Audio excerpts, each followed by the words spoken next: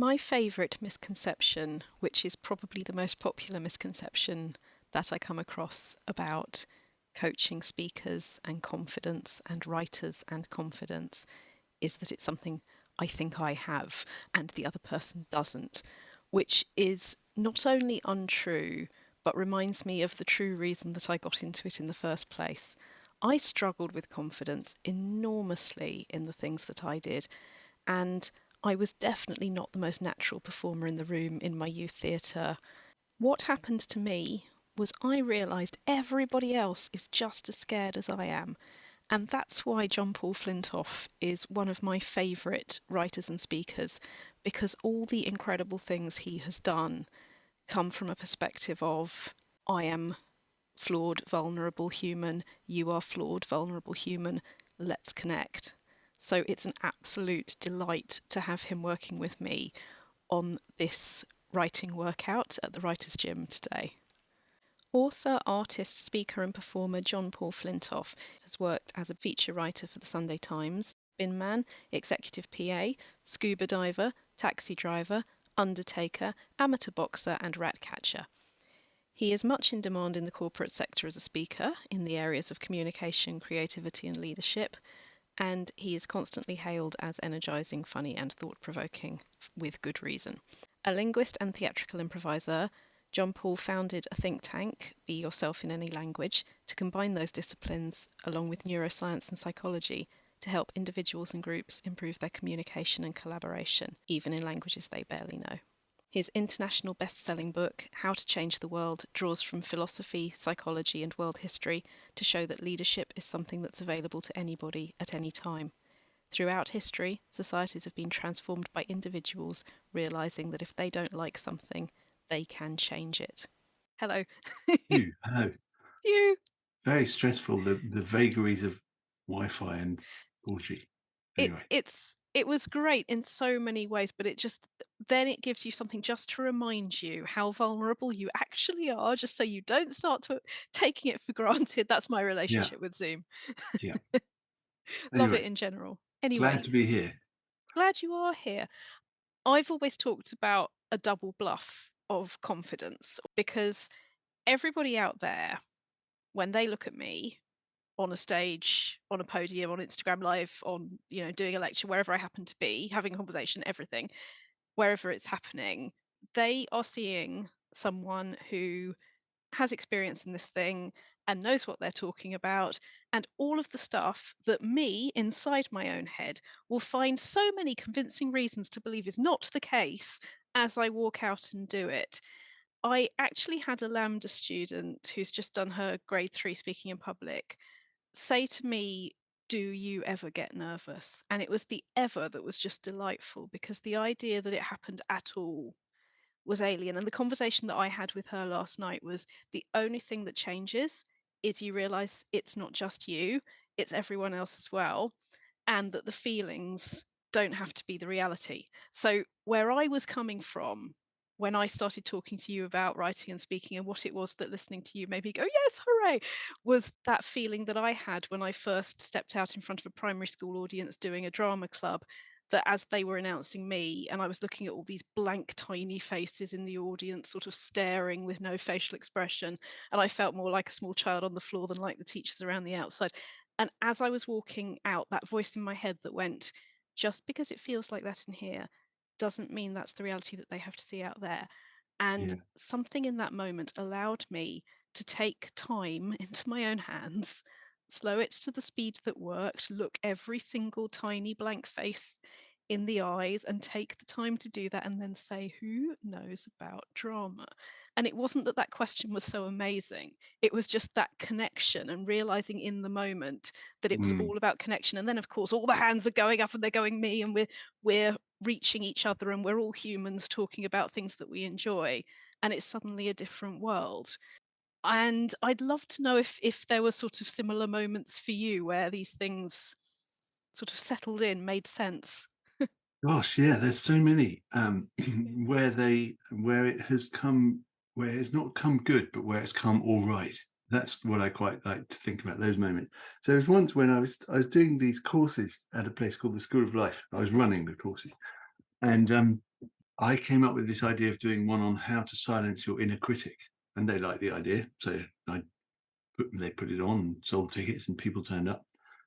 And there was one woman at the front who, I'll get the details wrong, but it doesn't really matter. This is my memory of it. She said something early on about, because I asked what people wanted to get out of it, and she said, "Well, I hope that there'll be something new that I haven't heard before, or something." But of course, I hope that will be the case. Anyway, then about halfway through or something, she said, "I think it's been a real waste of time. I haven't heard anything." Now, this is a session on how to silence your inner critic. So for me, I was like really in the thick of it, because it was like, oh, I'm really rubbish. This is useless. But there was a thing that happened then, and I don't quite know how to explain it, but this sort of moment of almost stepping out of myself and being kind of over here somewhere and looking at John Paul and thinking, oh, he's having a hard time, but he'll be all right. And separating in some way and thinking, well, it doesn't matter. Maybe it isn't very good for her. And maybe it's not very original, but, it might be original for someone. But it doesn't really matter too much. It's okay. And that was quite a good realization. And then there was another time, another class I was doing there. I hope I haven't told you this before, but there must be someone listening who hasn't heard it before. Lots. Um, I was doing a class on how to be confident. And you can imagine the sort of people who come to a class on how to be confident. That tells you a lot already. So it's quite a lot of, in my head, before I started, I thought it's going to be hard to get much interaction or to get them to do anything at all. So I'll start really early on with something interactive. And so I went in and I said, I'm really glad you've turned up. So this was the first thing I said at the very beginning. Hi, I'm really glad you're here because I've given this a lot of thought. Something like that. It was quite innocuous. It wasn't a big show-offy statement. It was, I was aiming for, I'm interested in this and I'm keen and I'm happy to have you here. That was what I was aiming for. And then I said, okay, time out. Like already, time out. What do you think of the person who just said that? And what's your feeling about that person? And obviously, these being people who turned up for a class on how to be confident, nobody wanted to put their hand up for quite a while. And there was a lot of sort of, it's fine, take as long as you like. I'd really love to hear what you have to say, no matter how boring or inconsequential it might seem to you, just anything would be interesting. People put their hands up eventually and they were saying things like, well, I thought it was quite a good sign, or you seem quite confident, or I haven't wasted my money, or I think I feel quite pleased, or whatever. Generally, sort of nice things. And I noticed that there was only one man in the group, apart from me, and which probably tells you something about who is willing to turn up to a class on how to be confident. And he hadn't spoken. So most of the people had gone around, most of them, I think maybe even all of them. And no, not quite all of them, because I said something along the lines of, I don't know if there's anyone who has anything slightly different to say. That we've heard a number of comments that are kind of nice, but if anyone has a slightly different take on it, I really welcome whatever you have to say. And eventually so I just stood there because Rachel, know I trained in improv, so I'm okay standing there and waiting for something to happen. And I said, if there is anything else, I'd love to hear it. So I'm standing there waiting. And then the guy puts his hand up. I said, yes, yeah, what do you think? And he said, well, actually, I thought you were a bit of an arrogant twat. And on the face of it, that's not like a nice thing to say, but I was just so happy because what it told me was all these people saw exactly the same person. And if there was a difference, it was in them, it wasn't in me. And so I'm free. I'll just be me. I'll just be myself. And a large number of them will be okay with that. And one guy, actually, he was okay with it, but he had originally thought I was an arrogant twat. Probably understandable, because here I was running a course on how to be confident. Like, who would be so arrogant as to think they can do that? So I had no grievance with him, but I had a very quiet little moment of satisfaction where I was thinking, I'm so not responsible for what people think of me. I cannot make it or change it. Here are all these people who've seen largely the same, but one person's seen something dramatically different. I simply cannot control it. So I might as well just do what I want to do. And that which was a is massive relief. which is so true walking down the street living your daily life as well, isn't it? That we can, in our least confident moments, reverse the healthy relationship with self, sort of define it by what we think the audience is thinking. Mm, But we serve the audience so much better when we have that sense of who and what we are and what we're communicating. And you're right, some people are going to love it, Some people are going to Yeah. hate it. But what I find so interesting actually about both those stories is that as well as one person sees confident twat and one person sees completely the opposite thoughtful listening person who is leading and helping this group, all of those things are going to be there anyway, but they're all holding up their own mirrors to themselves. They're all seeing what they're ready to see. Mm. And everyone is, if you lack confidence in yourself, quite often that's going to be lacking the permission to feel confident in the self, and can become thinking anyone else who does have that is therefore being an arrogant twat.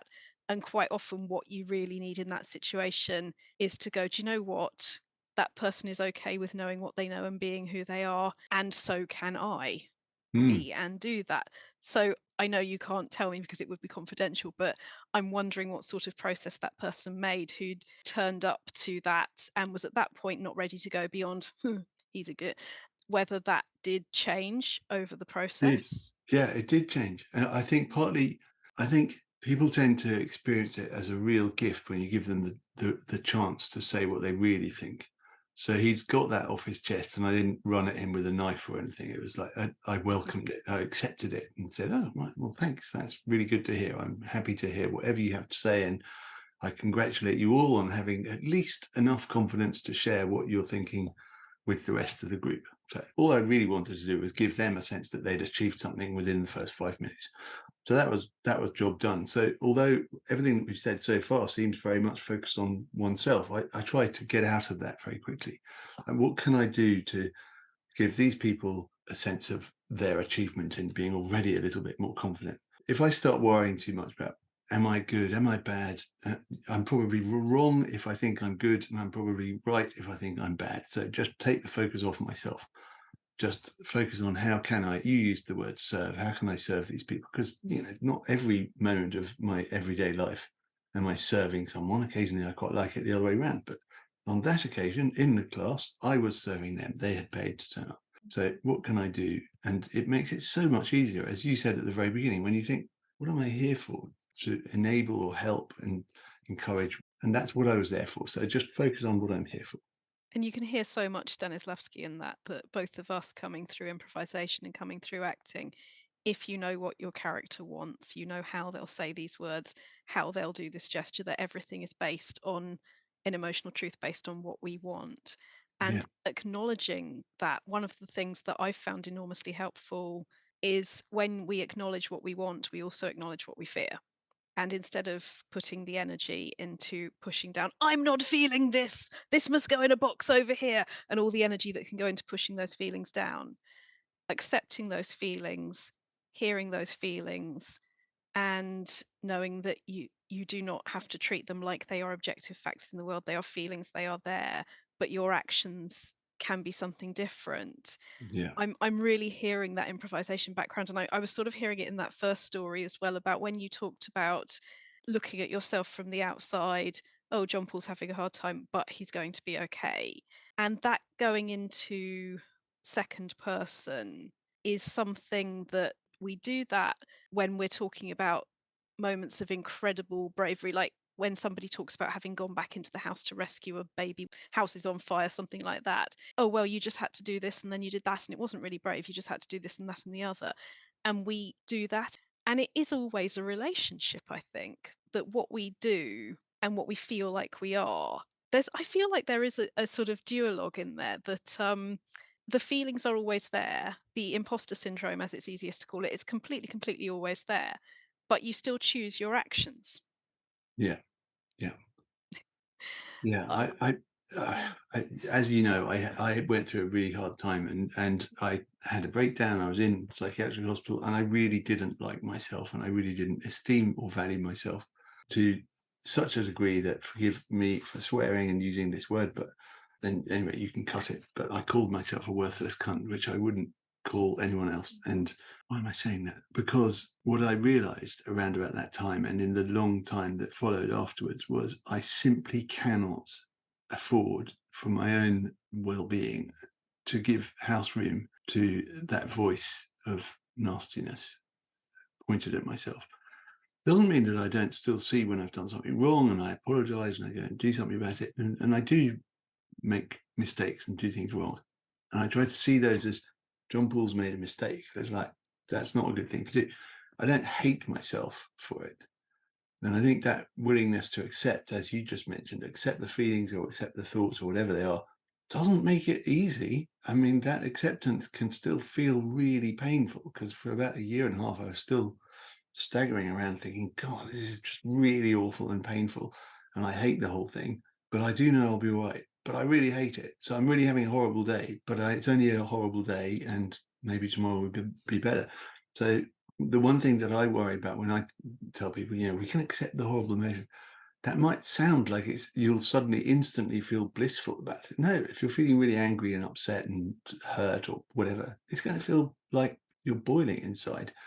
But I learned that that's acceptable, that it's okay to feel that horrible feeling and it will pass. It will pass, and knowing intellectually what you can't know emotionally in the heat of the moment is a skill worth practicing, isn't it? That you Yeah. can't, even when you know from previous experience, this feels like forever. It's actually only a very intense moment and it will pass. I know this because there have been others and it has happened before. You still can't quite know it, No. but you can put a sort of leap of faith on it. Yeah. Hmm. And I also try not to get too attached to the really good times. It's like, yeah, this is great. I'm loving this, but it's not going to last. It's okay, but it's not going to last. It's like tomorrow might not be so good. So I used to, this rather lovely woman who used to look after my daughter when she needed looking after. She doesn't need that anymore. She also ran a cake business, and every so often we would talk about our work. And Prue and I would always be comparing notes on where we are on the roller coaster, because when it's going up, it feels so exhilarating and exciting. And then it's like, oh no, but if it's going down, it means tomorrow it might be going up again. So hooray! So never knowing quite whether to be excited that it's going down or miserable that it's going up. I said, who knows? Who knows? Just gosh, this is interesting. I'm on a roller coaster. And with all of that, the way you're talking, the way that it seems to me is that you are so adjusted and so aware that feelings are something that happens, is we can misdirect our energy into suppressing the feelings or over managing the feelings rather than giving the feelings a perfectly comfortable armchair and Mm, saying, I hear you, I see you, being the mm, person that reassures rather than the person that just needs the reassurance, and saying, I do hear you, I can do this. I know you're just trying to protect me from failure, but I'm going to do some writing now. You just sit there. I know you're here. It's okay. yeah, And it's something I think we only learn by going through. yeah, I think so. And that's Mm. scary and upsetting at the time, often, but not always. Happily, it can sometimes be brilliant. It's so worth it. Yeah. It's so worth it. I mean, we're saying that coming through things. It's certainly at the worst times of my life, mid all kinds of things. I would not have been sitting there going, this is going to be really useful when I'm coaching in 10 years' time. You don't go, I want these things. No, you don't. But they But do then bring rewards in their own time. and they do make us into people who are better at then helping other people, and that is a kind of worth it. Yeah. You'll absolutely find where you're going, and I think that again that was something with improvisation, and again because we do have that shared background, that before the thing I'd mentioned to you that happened in that assembly, aged about I suppose 13ish, in my youth theatre, as an incredibly shy teenager who really did feel like everybody else had got the memo on how you interact with other people. And, I'd been absent that day, really, really had all of those feelings at the time, just didn't get it or felt I didn't get it. And it was an improvisation circle. So everybody's standing around in the circle. And it was one of those ones where you had a bit of furniture. So there was a desk, there was a chair, there was maybe something else like a coat stand. There was always a coat stand. God knows why. I bet that doesn't happen now. Nobody's going to know what a coat stand is, but there would have always been a coat stand. But anyway, I go into the circle and I just have this, again, it was a phrase that just landed in my head. I have as much right to be here as anyone else. And that just landed in my head. And I have no idea what the scene was about. Don't remember that at all. But I remember sitting down on that chair, putting one foot on the desk, and I can still feel myself doing this, putting the other foot on that foot, leaning back, talking to whoever I was talking to. and something clicked. And I think what I realized through improvisation was even if you're not always ready for it, you do have a choice that those feelings and the actions, they are not the same thing. Yeah. So I feel like theatre put me on a really good path that although I don't work in theatre anymore, although I left theatre to finish my PhD and I work with public speakers and, there's all of this stuff going on, it's mainly writing. I still feel like what happened with what was mainly an improv training but was acting, was Stanislavski, naturalistic theatre, was a really good foundation for realizing that we are not our feelings. There's that lovely quote about, that the most useful thing you can think is that you're not your feelings, you're the person who hears them. Yeah. And Yeah.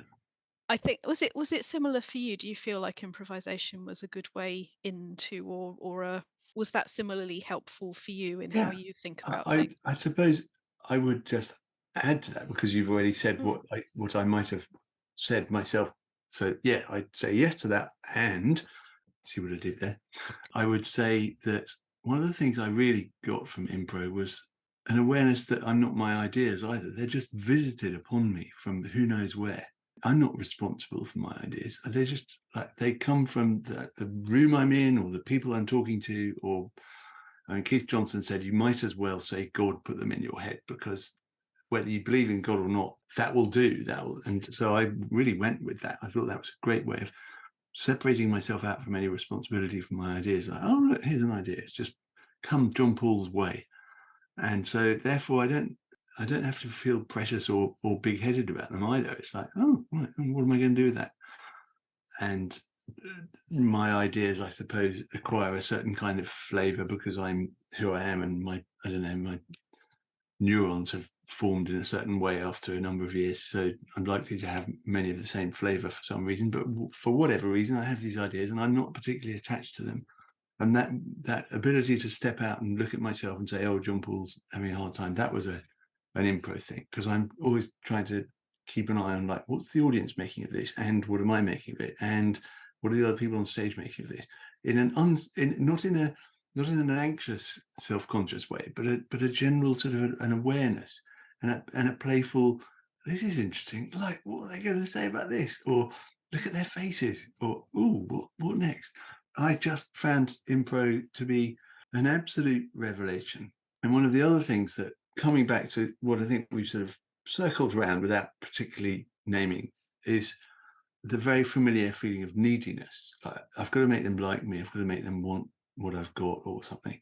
And there was this brilliant moment when Keith Johnson was training us, and I didn't know, I didn't have the vocabulary or the right spectacles to see it.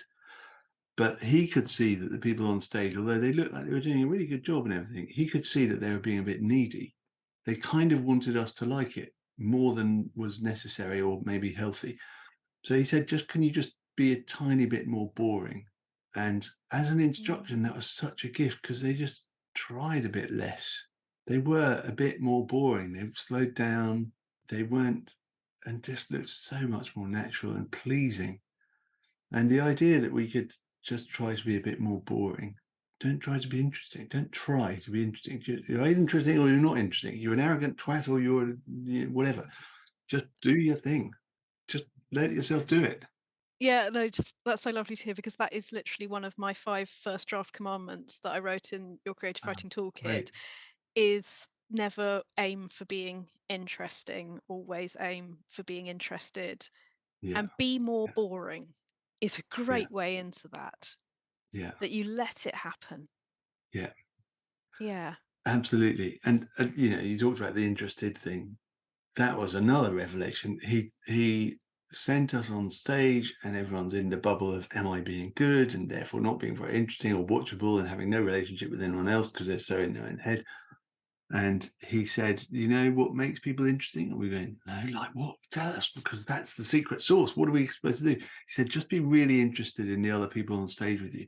So then we were all going, "Oh, really? Oh, do you? Oh, right." And like absolutely fascinated by each other. And it became this kind of love-in of fascinating people. That's really interesting to see that.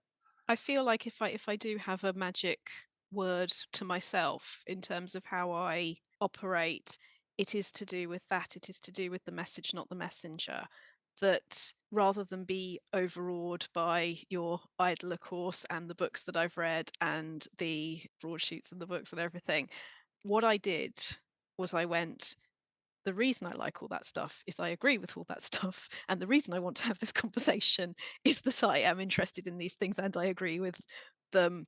And when you do that with somebody, then you allow yourself to connect as a human. Whereas if you go, quick, find a pedestal and stop Oh, yourself from having a human to human conversation, then oh you've yeah, missed why you're there in the first place. I yeah, think that's probably the message I would shoot back 10 years, 20 years to my previous self is it's not that there's any less respect of all the things. It's more that, yes, those are true, but in order for them to be true, what's more importantly true is there is a human being there who is probably every bit as insecure as you are yourself, and that that is what it's like to be a human being. And if you don't acknowledge that, then you miss all the fun. yeah. Oh God, totally. Not to connect with someone as a human being would just it were a devastating waste of time. Have you had the experience?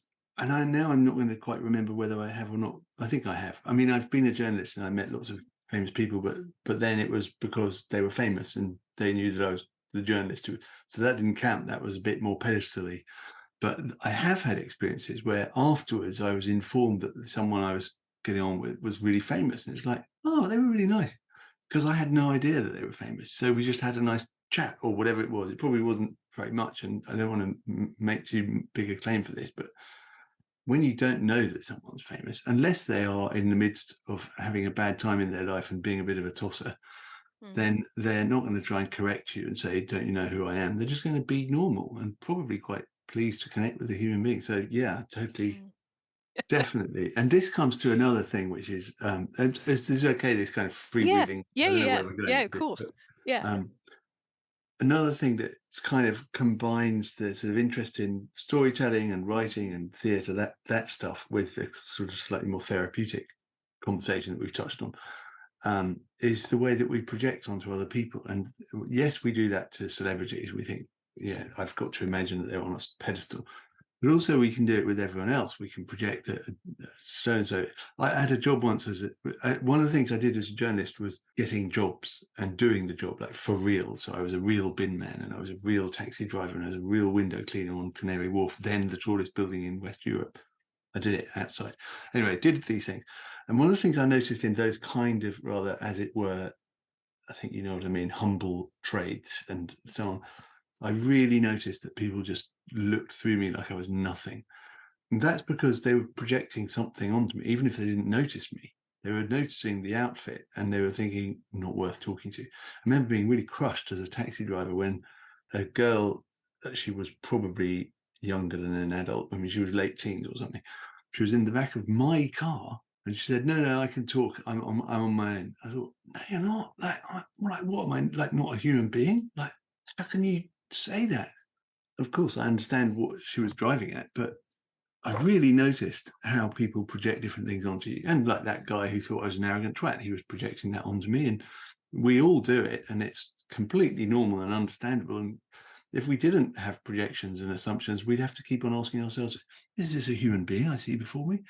And it would just take too long to get anything done. So we do have assumptions, we do have stereotypes, and they save us a bit of time. But if we can catch ourselves in the act of using them and just wonder whether they're on the right track or not, that helps a lot. And I think that's one of the wonderful things about the thing I said about interesting. If you imagine that you're just playing interested, you then become interested. So it's a decision to project interest onto that other person. Like, now I find them really interesting. Like, wow, they weren't a moment ago, but now they're like, wow. So we can make all these decisions, and we actually transform the people that we're with. I do this with all sorts of people when I'm running improv workshops. I did it with management consultants and only about 2 days later with long-term sex offenders in a prison in Scotland. And the behavior was just the same, obviously, because they're all human. And one of the things that I did in this game was to have participants choose one of the others. Is maybe we did this on that workshop that you Go on came to. though, because not everyone will have been No, there no. anymore. Well, I'll explain Yeah. anyway. So I asked 4 participants to come up, and they have to look at each other, and they have to imagine that one of them is known to be violent at parties. One of them could get them a raise, and one of them is just terribly funny. So we'll forget the other two for the moment, because the main thing is, if you are seeing this through as any kind of an amateur performer, if you've decided that this person is tremendously funny, then whatever comes out of their mouth, you just laugh a lot. And then they become funny. You've made them funny, because they start thinking, yeah, whatever I say is quite funny. So they just like say things and everyone laughs, and they become really confident in their humor. And that's how it works. It's the introduction to Mother Night, I think. We are what we pretend to be, so we must be careful about what we pretend to be. Mm. And using that choosingly is not a word. What's the word that I can't think of? I like choosingly. Choosingly. Yeah, I want That's that to be a great. word. Right, that's a Has it? word. We must now It's spread that through the it's world. been recorded, hasn't it? It It could is, get into yes. the OED very soon. It's so much better than deliberately. Yeah, Choosingly. choosingly. Right, consider that invented. Well done. I'm now going to look up and find that somebody else already has, which will annoy me enormously, but Well, that's what it nobody ever is. really has an original idea, so No, and that's so liberating in itself, isn't it? That another of the five first draft commandments is there may be 7 basic plots, or 3 or 12, depending on who you're listening to, but there are infinite original voices. yeah, Hence, you need to be interested. You need to yeah, wonder what's around the next corner, rather than make sure that everybody agrees with you about what you're doing. And then your edits will be meaningful at the end. yeah, And it's yeah, so important to make those choices. One of the things that I do with the writer's gym, and the reason it's called the writer's gym, yeah, is the writing workouts. And because you and I both work in writing and speaking, I'd love to sort of think aloud yes, about what you feel would be a good writing, speaking, or both workout around some of the things that we've been talking about. I've said this to you, but I'm going to say it yeah, again. So yeah, for those who have just tuned in, that one of the most useful things an editor ever said to me was the phrase "say the thing," which cut through all of the subconscious or unconscious wish to get the whole thing out there, give lots of detail, show them I could write, do a really good job, all really, really good intentions that result in quite a lot of prose. yeah. And what Ariel Fisher, who was at Fangoria at the time, said was "say the thing."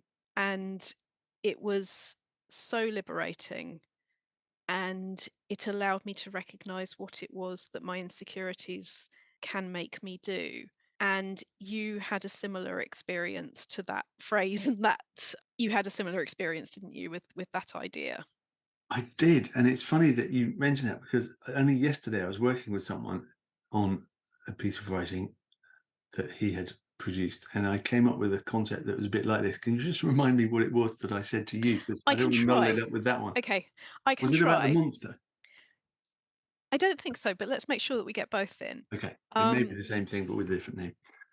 it was to do with name. I think it was just Oh, name the name the thing, thing. the Yeah, emotion in front of the audience, or this yeah, is yeah. Name the awkward. thing. Oh, was it the story about the audience that were uncomfortable? Yes, but do both. Do the Okay, monster as well. great. Okay, yeah, I'll do that. And they are clearly related. So again, a story from. So yesterday I was working with this man on a writing project. It was very early draft, so it's no surprise that it's not how it will be. How could it be? But what I suspected might have been happening, and he thought maybe that was roughly correct, was that I thought he was maybe just putting down a lot of words in order to subconsciously, in order to accumulate a lot of words, so that I'm a writer because I've done a lot of words. So there was a lot of flannel that wasn't really getting anywhere. And so I told him this story about how, again, going back to training with Keith Johnson and Impro, about engaging the monster. So I'll tell you the monster story first, and then do the other one about name the thing. So Keith sent two of us up on stage in front of an audience. So there's a lot of anxiety about, am I going to be good, and all that stuff. And he said, just go and have an adventure. Go into the woods and you'll find a monster and have an adventure. And we had one sentence each. So one of us would say, we walk into the woods. And then the other one would say, we walk past a pine tree or whatever. And so then the other one takes over. So we're collaboratively building this story as we go into the woods. And what he noticed, and I think I was in the audience actually, I don't think I was one of the ones doing it, but it doesn't really matter. What he noticed was that the pair were just killing time. And what we really wanted was to meet a monster. That's what the audience wants. The audience wants to meet the monster. The pair don't want to humiliate themselves and do something weird, and they don't want to run out of story either. So they do everything they can to procrastinate, and basically nothing happens, and it's really boring. We all know that you've got to engage the monster. So Keith said something like, look, this is fine and everything, but you're sort of killing time. Just get on with it and meet the monster now. And the fear is that if you meet the monster and it eats you up, that's the end of the story. So he said, well, let's try that. So the monster comes along, eats us up, and he says, now what happens? We're inside the monster's stomach and we're fighting our way out of its bum. Okay, right. So then what happens? So you come out of the bum and then you kill the monster. So there's never an end of the story. You just keep building the story, but don't not meet the monster, because then there's no story. So engage the monster is one of the things that I really got. I thought, don't procrastinate and come up with some boring old crap. Just do the thing that's really exciting. And then there'll be another one around the corner. I promise you, an idea will land in your head. Like I said, it just will come. And if it doesn't, that's just because you're not letting it. You're getting in the way because you're trying to be good. So just let it come. It will come when it's ready. So that's the engage the monster. And then the other thing is similar. It's about naming the thing. So I think I told you a story about when I was in psychiatric hospital. I had an appointment. Was that one?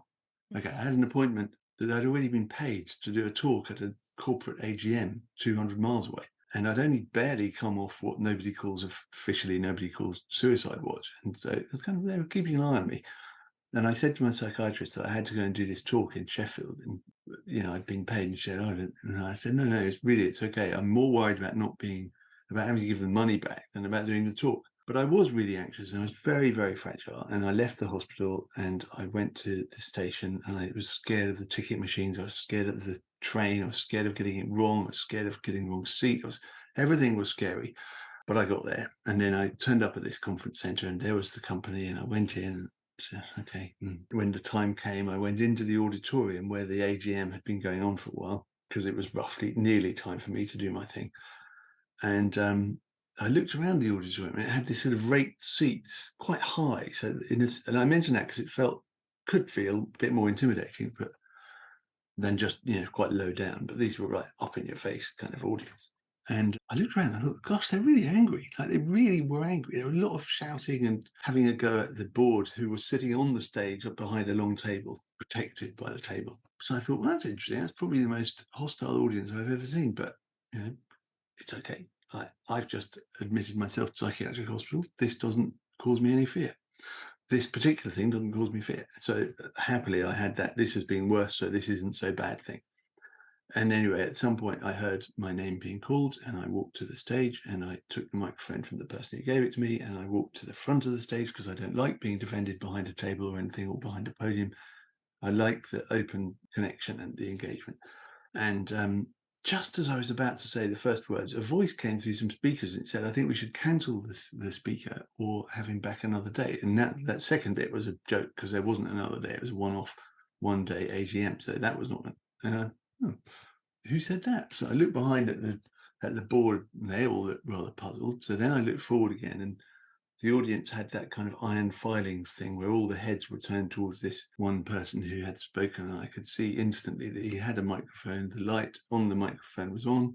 He was able to talk and use it. He must have been doing the Q&A using the mic. And not only would it have been probably impossible to take the mic from him, but it would be the last thing I would want to do because that would be an act of violence towards an audience member. You don't want to do that. So I just had all this going on in my head and I hadn't said anything yet. And I was okay.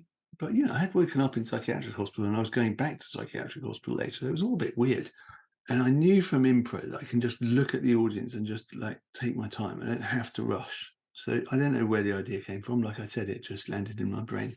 But I realized that one of the things that is important to do is to name the thing and not to pretend that the thing doesn't exist. And the thing in this case was awkwardness. And so I said, well, this is awkward. And I let it hang in the air for a while because it was awkward. And I just said it and I looked at the audience and I could see some of them actually going, oh God, I can't watch. This is it's brilliant because audiences don't realize how visible they are, but the speaker can see them.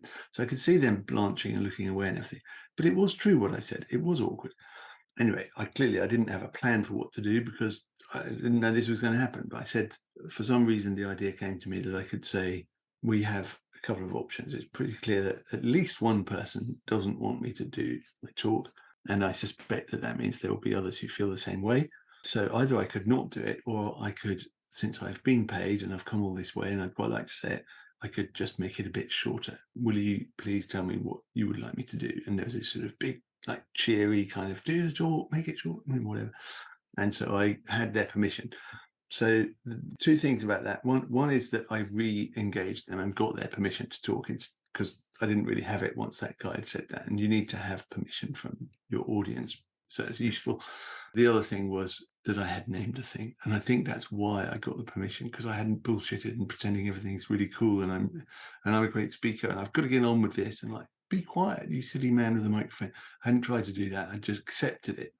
And I think that comes back to also the guy who I mentioned earlier in our conversation. He thought I was an arrogant twat. I accepted it and I didn't agree with it. I didn't say we have to go with your thought, but I didn't deny him the right to say it. And I think that helps. And is that what I meant by naming the thing? Is that what I told you last time? Yes, I have a couple of art and life related questions Oh, great. on that. One of which is, without wanting to put you on the spot, and feel free to think about this or just say no if you want to, but have there been times since where that sort of life lesson or that moment has been useful, where you've done it again, maybe with lower stakes or with different stakes? I don't know if this is quite an answer to that, but it was around about that time that I started to realize that I was going to have some, very euphemistically, or suicidal ideation. And Mhm. that was a thing that I knew I didn't want to act on, but I was worried that my mad brain might make me act on it. I didn't know what to do about that. So one thing I learned, a lot of the people on my ward were in 12-step recovery, and they talked about one day at a time. And then one of them said 1 minute at a time, or even 1 instant at a time. So I'd sit there going, okay, I can get through this instant. Yeah, I can get through this instant. And I'd say that's higher stakes, but also it kind of also wasn't higher stakes. It was just me sitting on a bed being panicky. But yes, there's no rush. There's no urgency to do anything. And this moment will pass. And if you need a bit longer, think about it and ask for permission if you want. And you said very nicely just then, no pressure. I don't want to put you on the spot or something. And what I have learned is, even if you hadn't said that, I could have said, can I think about that? Mm. And I can ask for some more time. If people say no, then I say, oh, well, I can't come up with anything that fast, but, nice question. Mm. I suppose there is an analogy that my standing on stage could have felt like a gun to the head, could have felt like a moment of massive crisis and like all or nothing, but nah, not really.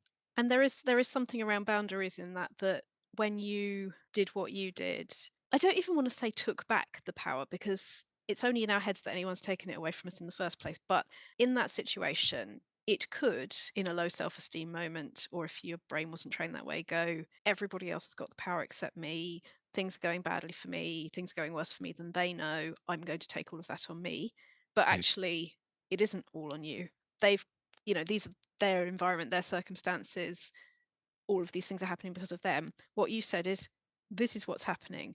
And in saying, this is what I could do, or this is what I could do, you're doing so many things. You're reminding them of your humanity and theirs, like me and those small children in the primary school, and you are giving them options. You are respecting their autonomy, and you're honoring yours, you're using yours, and everybody then is reminded of their own power. And in one-to-one coaching, whether it's to do with writing and speaking or just life in general, one of the things that probably comes up the most for me and my clients is how we allow ourselves to notice those opportunities that, quite often, you have more power than you acknowledge, yeah, unless you do take that time, as you say, to think about it and go, I could do this, or I've just realized I could also do this, that, and the other.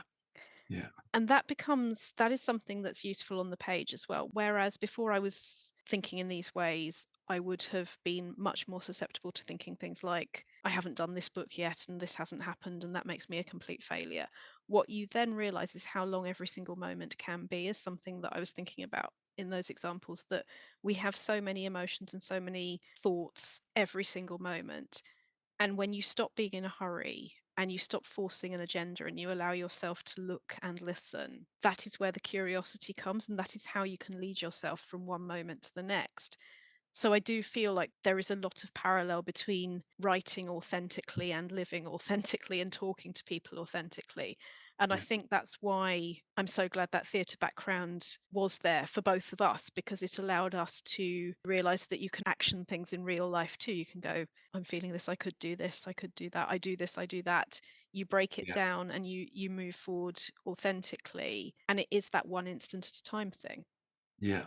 Mm, It probably ties up. I hadn't really until this very moment in this conversation. It probably also ties up with the be more boring thing. I had deeply learned that I'm allowed to be more boring, mm, so I could stand there on the stage and like not rush to like. I don't have to come up with a solution right now, and I will just observe that it is a bit awkward.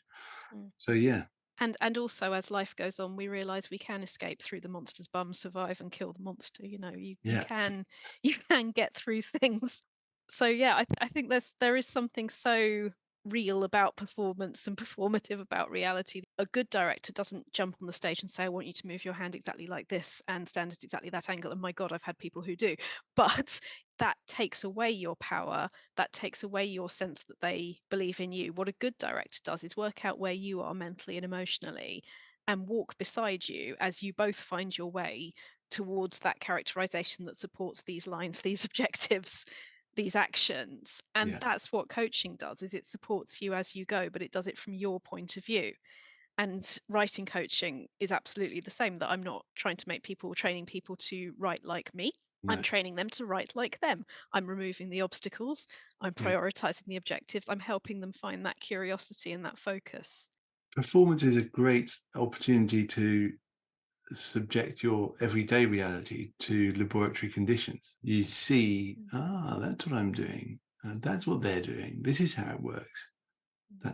That's what it seemed to me to be so brilliant for. And it's sort of providing your own instruction leaflets, isn't it? That you make them yourself. You go, oh, look, this is how it works. Note Yeah, to self.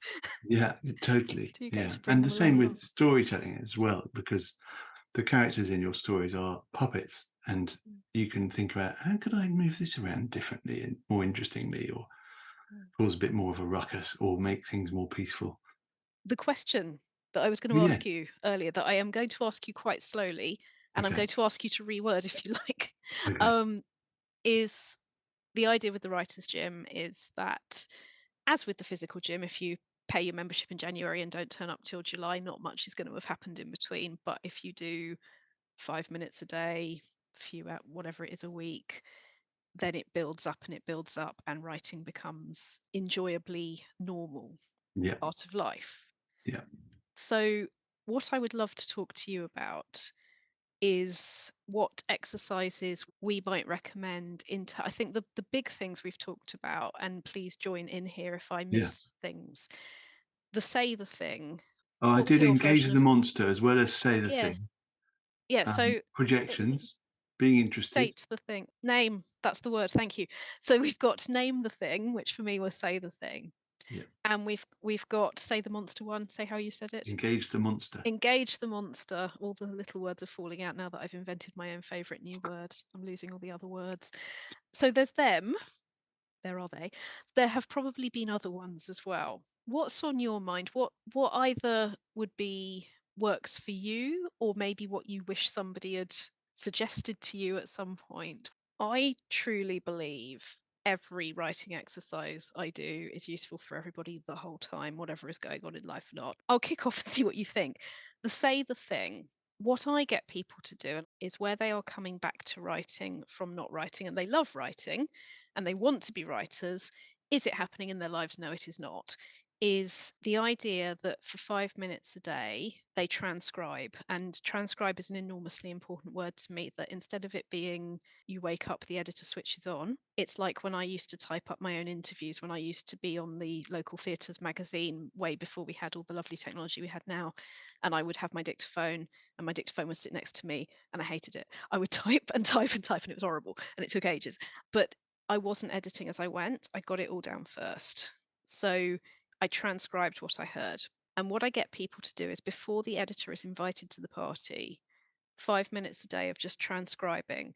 And it might be a new version of an existing story, or it might be something completely new, or it might be something that you don't know what the hell it is, but here it is. And you're turning off the editor and you're transcribing. And the action that I was doing as I was describing that to you was a sort of rainy motion above my head that then comes down through each arm. That's how Right. I experience it, Yeah. that it's like it's coming through you. And Yes. again, The again idea is with being the visited upon your brain. Right. Yeah. so that would be my warm up. That's okay. So I thought you were going to say, so okay, so that's the warm up. Okay.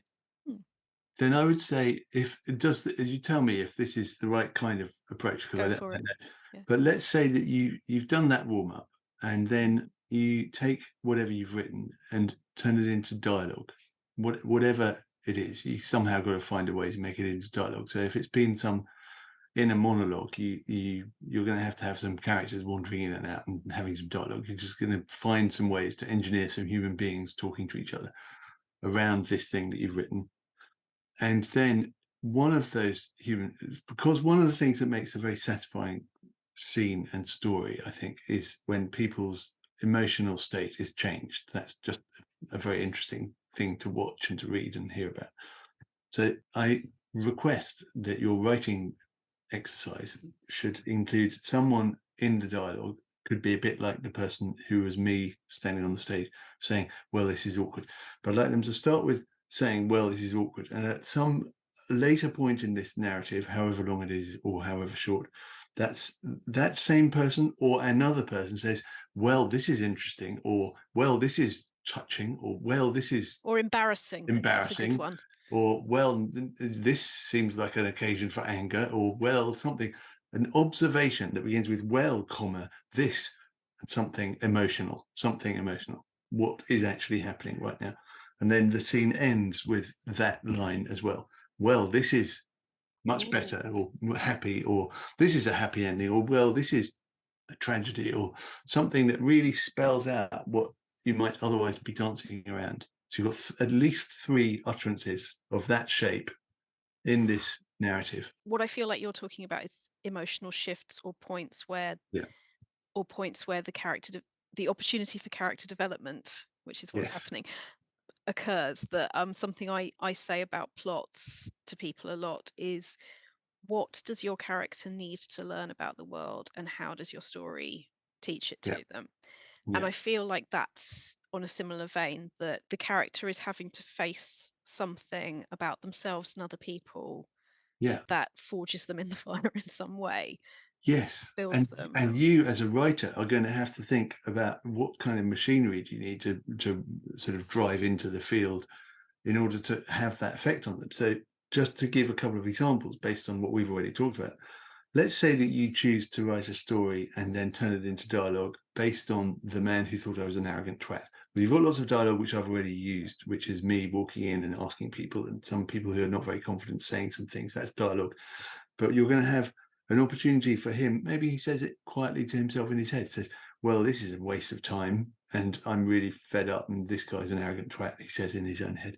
And then later on he might say, well, I'm glad I stayed here because this man Flintoff seems like he knows what he's talking about, or whatever. So something about gladness, or so then you as the writer have to think, what do I need to do in this story to engineer that shift in his brain?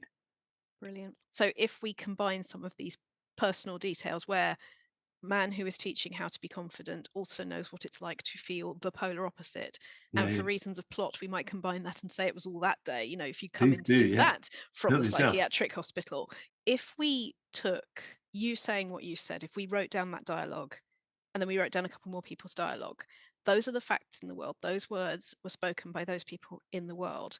But we could take that same dialogue and we could write a completely different point of view depending on whose character's head we were in, which is something Yes. we've talked about a Yeah, lot yeah. today, that my truth might not be this person's truth, might not be that person's truth. So there will be one person there who goes, oh my God, he's written for a real newspaper. I can't even look at him. I want to go and hide under the table. And another person who goes, God, it's only writing and speaking. What's that got to do with anything? Yeah, And yeah. people's own kind of hang-ups are Yeah. usually not to do with who they're talking to or looking at. It's a mirror. It's to do with yourself. Listen. So that would be my one, would be to pick two completely different character interpretations of exactly the same dialogue and write the Yeah. scene from those two people's perspectives. I think any of those could just be so much fun. I would pick Yeah, any one of those. and any of those option is great. Yeah, any of Yeah. those. Not all of them, not everything. Not all of them, Yeah, not everything, any because of those. that's it, isn't it? You know, it's Yeah, about what makes you curious. What yeah, sounds like fun. That's definitely. the only kind of right or wrong answer is what sounds like fun, because that's going to get Yeah, you writing. exactly. To visit the Writers' Gym on Zoom or in person, one-to-one or in groups, have a look at rachelknightley.com or read the programme notes to find out about the Creative Writer launching on June the 29th.